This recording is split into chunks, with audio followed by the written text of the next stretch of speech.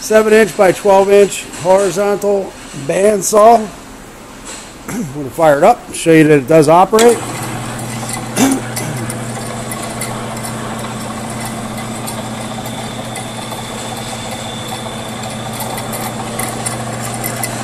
Has a hydraulic down feed.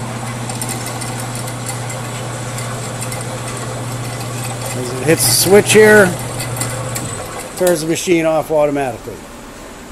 It includes 4 casters, 2 axles.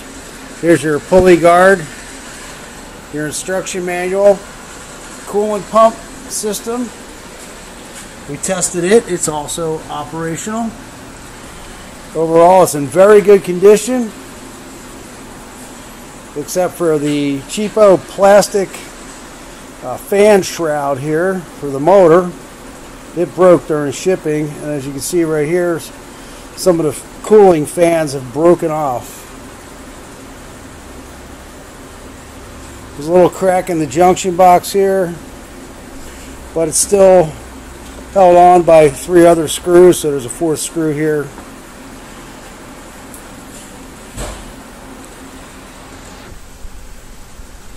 No scratches, no dents, no dings on the base or the machine itself.